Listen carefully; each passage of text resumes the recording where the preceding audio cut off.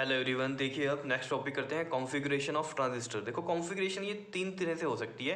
There are three possible configuration of transistor, मतलब किस तरीके से हम कनेक्ट कर सकते हैं इसको। ठीक है, तो देखो किस तरीके से हो सकता है। देखो या तो एमीटर कॉमन हो सकता है, सेकंड है या तो बेस कॉमन रख सकते हैं, या थर्ड है कलेक्टर को कॉमन रख सकते हैं। अब ये कॉमन क्या है ये आपको समझ में आ जाएगा जब हम पढ़ेंगे कॉमन बेस पीएनपी ट्रांजिस्टर। तो देखो दो तरह के ट्रांजिस्टर हैं, पीएनपी और एनपीएन। तो हम सबसे पहले बात कर रहे हैं कॉमन बेस कॉन्फ़िगरेशन की, वो भी किसकी, पीएनपी ट्रांजिस्टर की। फिर करेंगे हम कॉमन बेस एनपीएन ट्रांजिस्टर की बात, और फिर हम कॉमन एमीटर में जाएंगे एनपीएन और पीएनपी के लिए, दोनों के लिए। ठीक है, लेकिन कॉमन कलेक्टर आपके सिलेबस में नहीं है, ये नहीं करना है हमें, ये दोनों ही पार्ट करने हैं। ठीक है, तो सबसे पहले हम बात करते हैं कॉमन बेस पीएनपी ट्रांजिस्टर की। देखो पीएनपी ट्रांजिस्टर है ये, देखो पीएनपी, ऑब्वियस बात है, ये एमीटर, ये बेस और ये कलेक्टर। अब देखो जरा इसमें हम करते क्या है। देखो दो जंक्शन होते हैं, ये हमें पता है ट्रांजिस्टर में। ये वाला जो जंक्शन है ये कौन सा हो गया हमारा, एमीटर बेस जंक्शन हो गया। एमीटर बेस जंक्शन को हम करते हैं फॉरवर्ड बाइसिंग में। तो देखो फॉरवर्ड बाइस किया हुआ है, पी को पॉजिटिव से और एन को नेगेटिव से। और जो ये कलेक्टर बेस जंक्शन होता है, ये वाला जो कलेक्टर बेस जंक्शन है, कलेक्टर और बेस के बीच में जो है ना ये, ठीक है, इसको हम क्या करते हैं रिवर्स बाइसिंग में। रिवर्स बाइसिंग में कैसे, पी को देखो नेगेटिव से कनेक्ट और एन को हमने पॉजिटिव से कनेक्ट कर दिया, तो ये रिवर्स बाइस किया।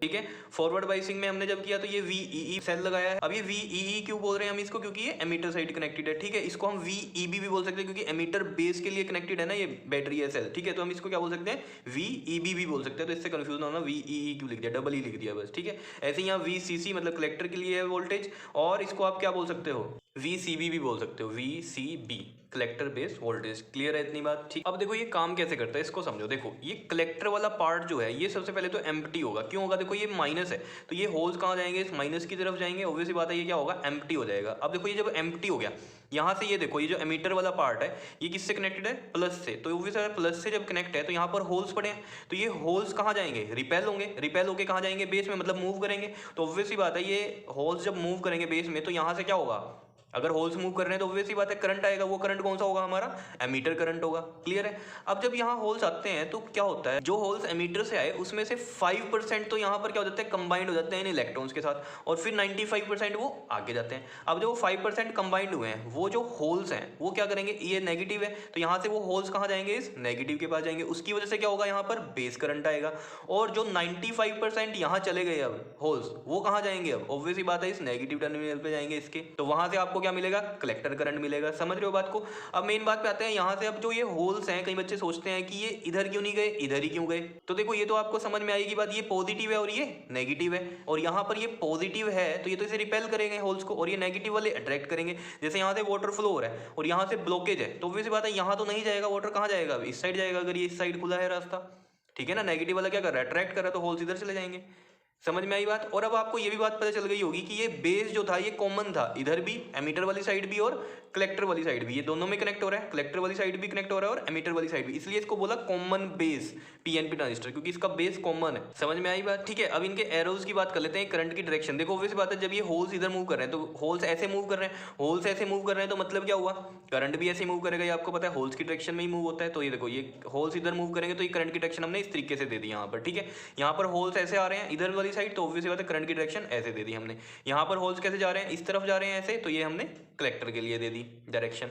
और ऐसे नहीं याद रहता है तो आप खुद सोचो, प्लस से माइनस की तरफ ही करंट होता है। ठीक है ना, ऑब्वियस बात है। देखो जैसे यहाँ पर मैं आपको ये चीज़ समझाता हूँ, ये प्लस और ये माइनस का इस तरीके से, तो ऑब्वियस करंट ऐसे ही मूव करता है। ठीक है ना, मतलब प्लस वाली साइड से जाता हुआ दिखता है और माइनस वाली साइड आता हुआ दिखता है, यही होता है। ये देखो इस तरीके से प्लस से जाता हुआ और माइनस की तरफ आता हुआ, तो ऐसे समझ सकते हो यहाँ पर कि ये किस तरीके से हमें डायरेक्शन बतानी है। देखो प्लस से जाएगा, ऑब्वियसली बात है करंट की डायरेक्शन ये माइनस है, तो ऑब्वियसली बात है यहाँ पर ये डायरेक्शन इसकी तरफ आएगी क्योंकि माइनस की तरफ जाएगा ये। समझ रहे हो बात को। और यहाँ भी ये देख लो माइनस है तो माइनस की तरफ करंट आए। ठीक है, तो ये बात समझ में आ गई होगी आपको यहाँ से कि प्लस से माइनस की तरफ जाता है, तो ऑब्वियस बात है ये प्लस की तरफ ऐसे जा रहा है और ये माइनस की तरफ ऐसे आएगा। और फिर यहाँ की बात करेंगे हम, तो ऑब्वियस बात है ये माइनस की तरफ इस तरीके से चलेगा। क्या इतनी कहानी समझ में आई है या नहीं, बताओ। ठीक है, तो ये तो था इसका ब्लॉक डायग्राम। अब यहाँ पर देख लो जरा, ये है इसका सिंबॉलिक डायग्राम। सिंबॉलिक डायग्राम मतलब क्या, सिंबल लगा दिया ये हमने, ऑब्वियसली बात है पीएनपी का यही सिंबल होता है, emitter base collector P N P, और ये एरो इसकी तरफ मतलब पी से एन की तरफ। ऑब्वियसली बात है एमीटर वाली साइड ही लगाते हैं हम, ये एरो करंट की डायरेक्शन बताता है, तो ये इस तरीके से जा रहा है। तो ऑब्वियसली बात है समझ में आया होगा, यहाँ भी ये देख लो ऐसे ही जा रहा है पी टू एन। ठीक है, तो पूरा का पूरा डायग्राम इसको देख के ही आपको बता देना है, ये वाला फॉरवर्ड बाइसिंग में जा रहा है और ये वाला पार्ट इसका कलेक्टर बेस वाला रिवर्स बाइसिंग में जा रहा है। ठीक है, और करंट की डायरेक्शन भी आप इसी तरीके से यहाँ बना सकते हो। ठीक है, बना लोगे ये। अब देखो इसमें यहाँ पर इस वाले पॉइंट पे आप जरा केसीएल लगाओ। केसीएल क्या होता है, किरचॉफ्स करंट लॉ, आपने यूनिट सेकंड में पढ़ा होगा। देखो उसमें क्या होता है, इस पॉइंट के लिए देखो जरा, आपको पता है जो करंट की डायरेक्शन इस पॉइंट की तरफ आएगी वो पॉजिटिव होते हैं और जो इसको लीव करेगी वो नेगेटिव होती है। तो इस पे लगाओ जरा केसीएल, कैसे लगेगा देखो यहाँ पर, यहाँ से ये देखो ये आई ई जा रहा है यहाँ से, ये देखो ऐसे ऐसे मान लेंगे ना हम इस पॉइंट से, तो देखो माइनस का आई ई हो गया और आई बी इसकी तरफ आ रहा है तो प्लस का आई बी हो गया और ये वाला आई सी भी देखो इसकी तरफ आ रहा है, ठीक है, तो ये भी प्लस का आई सी हो जाएगा एंड इक्वल टू जीरो, ऐसे ही लिखते थे हम किरचॉफ करंट लॉ में। तो यहाँ से देखो जरा ये आई बी प्लस में आई सी और ये आई ई इधर चला गया। यहाँ से समझ में आ रहा होगा आपको कि आई ई करंट ही है जिसकी वजह से बेस करंट है और ये कलेक्टर करंट है, मतलब I B plus I C equal to I E है। और इसमें हम ये चीज़ भी बोल सकते हैं, ये जो आई बी वाला करंट है ये कितना है, 5% है आई ई के, क्योंकि 5% जो होल्स थे वो यहाँ रह गए थे, तो करंट भी उसका 5% ही होगा आई ई का, जितना करंट आई है उसका 5%। और आई सी कितना होगा, 95% होगा किसके, आई ई के। आई ई का 95% करंट कौन सा है, कलेक्टर करंट है। ये चीज़ आपको यहाँ से समझ में आ जानी चाहिए, क्योंकि ये चीज़ मैंने आपको बताई है कि 5% यहाँ रह जाते हैं होल्स और फिर 95% वो आगे जाते हैं कलेक्टर में। तो उसकी वजह से फिर करंट भी वैसा ही रहेगा ना, 95% ऑफ एमीटर करंट रहेगा कौन सा, कलेक्टर करंट, और 5% ऑफ एमीटर करंट क्या रहेगा, बेस करंट रहेगा। क्या इतनी बात समझ में आई है? ठीक है, अब इसको जल्दी से हम पढ़ लेते हैं। देखो यहाँ पर क्या लिखा हुआ है, the circuit of common base PNP transistor is as shown in figure, यहाँ दिया हुआ है। And here the emitter base junction is made forward bias, emitter base junction को हमने क्या किया है, फॉरवर्ड बायस किया है with battery VEE। And the collector base junction is made reverse bias, और कलेक्टर बेस जंक्शन को हमने क्या किया है, रिवर्स बायस किया है विद द बैटरी VCC। क्या इतनी बात समझ में आई है? अब इसकी वर्किंग यहाँ पर लिखी हुई है, देखो ये चीज़ आपको समझ में आ जानी चाहिए क्योंकि मैंने आपको अच्छे से बता दी है। तो देखो इसको पढ़ लेते हैं एक बार, क्या है लिखा हुआ, first of all the holes from the collector region are attracted by the negative terminal of the battery making the collector region empty. मतलब क्या होगा, सबसे पहले होल्स जो होंगे कलेक्टर से वो कहाँ अट्रैक्ट होंगे, negative terminal of the battery पर, और ये एम्प्टी हो जाएगा, ठीक है।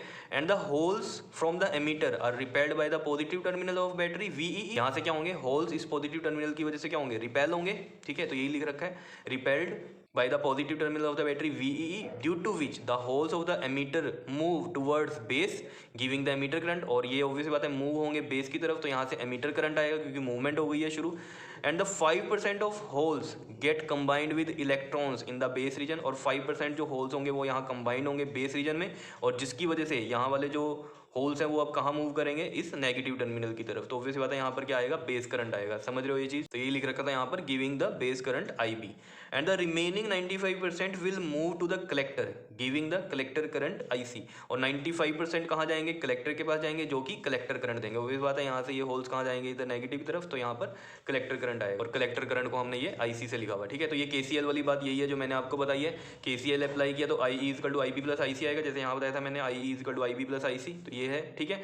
IB कितना है हमारे पास, 5% है IE का, और IC कितना है हमारा, 95% है IE का। क्या इतनी बात समझ में आई है? तो अगर आपको PNP आ गया है तो NPN भी समझ में आ जाएगा, क्योंकि वो भी बिल्कुल सेम ऐसा ही है, बस यहाँ पर P की जगह क्या हो जाएंगे, N हो जाएंगे, और यहाँ N की जगह क्या हो जाएगा, P हो जाएगा, ठीक है।